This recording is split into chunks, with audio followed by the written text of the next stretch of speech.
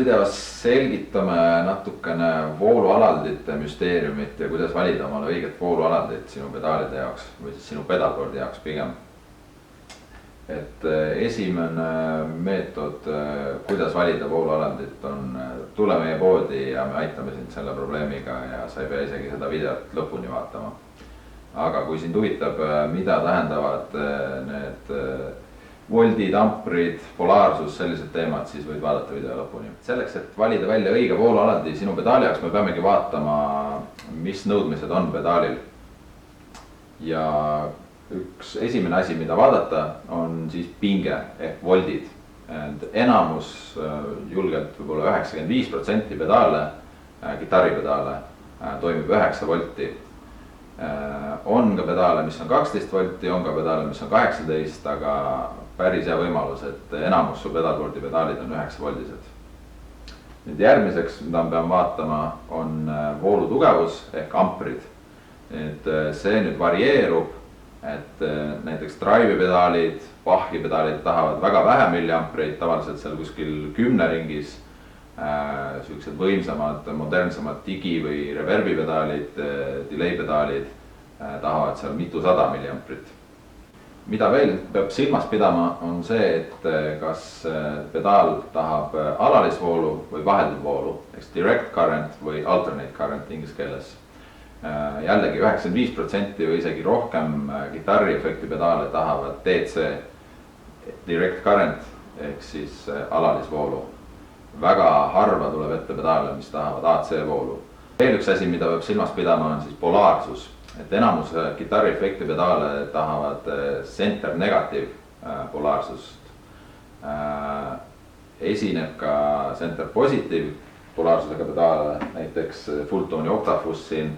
Ja siin on õnneks ka hüüumärgiga kohe warning, et reverse polarity. Ehk siis kui sa näed pedaali, kus tahetakse center positive polaarsust, siis selle jaoks on spetsiaalne kaabel, mis muudab polaarsust. Ja see kehtib siis ainult DC puhul. AC puhul ei ole mingit vahet, sest see vool ongi polaarsus, nii-öelda hüppab seal. Et teada saada, milline voolualandi meie pedaalidele sobib, on tarvis esiteks vaadatagi konkreetset pedaali ja aru saada, mitu volti pinget ta tahab ja kui suurt voolu tugevust ehk mitu milliamprit peab olema voolu tugevus. Et võtame näiteks selle pedaali siin, mis on see Moweri Ocean Machine, Devin Townsend'i signatuurpedaal, siin on väga kenasti on kohe nurgas kirjas kogu info, mis on tegelikult vaja selle pedaali toitmiseks. Mis juhtub näiteks, kui su voolualandi annab välja 12 volti, aga sa tahad toita 9 voltist pedaali. See nüüd ei ole hea idee, see on väga halb idee, sest pinge peab olema täpselt sama. Ehk siis kui su pedaal on 9 volti, siis sinna peab minema 9 volti. Kui sa paned sinna natuke suurema pingega voolu sisse, siis need ei ole väga head tagajärjed.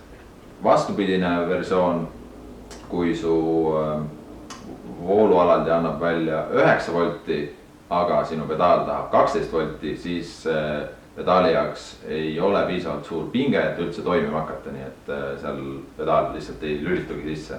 Midagi pedaaliga ei juhtu, aga ta lihtsalt ei tööta. Kui me räägime nüüd voolu tugevusest, mis juhtub, kui su voolualandi annab välja 300 milliamprit, aga sul on pedaal näiteks Ibanez Tube Screamer, mis tahab ainult 10 milliamprit. Mitte midagi halba ei juhtu, täiesti normaalne. Pedaali võib sisse lasta suurema voolu tugevusega voolu. Vastupidine variant, kui su voolualandi väljund annab välja näiteks 100 milliamprit, aga sul on vaja toita mõni suurem võimsam digi-delay pedaal, mis tahab 400 milliamprit, siis nendest milliampritest ei jätku ja pedaal ei hakka normaalselt tööle. Millist voolualandit siis valida? Esimene küsimus ongi, et mitu pedaali on sul tarvis toita. Ja selle järgi vaatame, mitme isoleeritud väljundiga alandit sul tarvis on. Kui sul on 5 pedaali, sobib näiteks Strymon Y, kus on 5 9 voldist väljundit. Nüüd, kui nendest 5 pedaalist 1 nõuab 12 volti, siis Trimonil on ka siuke asi nagu IR30, kus kahel väljundil saab muuta pinget, ehk siis sa võid 9 volti muuta 12 ja 18.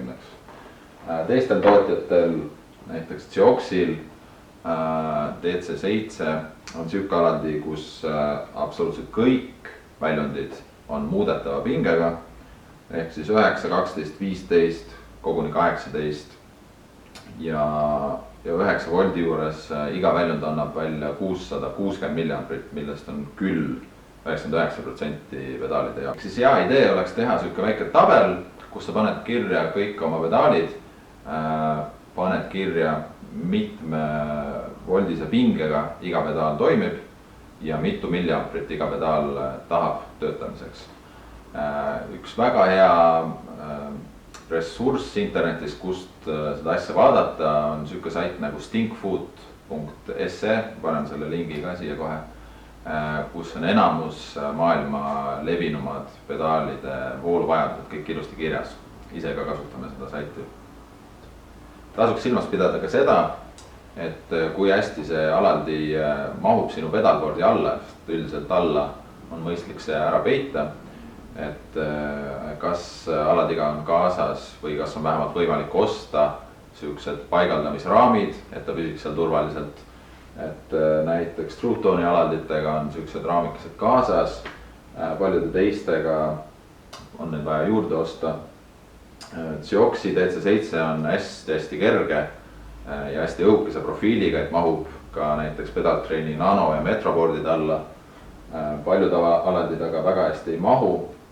Ehk siis jällegi tasuks vaadata, mis board sul on ja kui hästi see alaldi sinna alla sobib.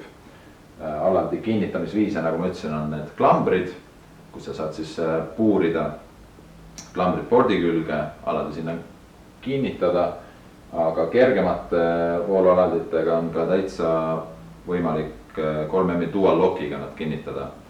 Kuna nad ei kaalu peaaegu midagi, et siis dual lock hoiab neid päris hästi kinni. Kokkuvõtteks kõik sõltub sellest, mis on sinu vajadused, mis pedaale sa soovid toita, milline on su board ja kindlasti eelistada isoleeritud väljunditega alaldeid, sest nad ei tekita müra ega muid probleeme ja meie poes müüdavad aladid kõik on isoleeritud väljunditega. Ja kui on mingid lisaküsimusi, andke meile märku, tulge poodi, helistage, aitame suurima heameelega.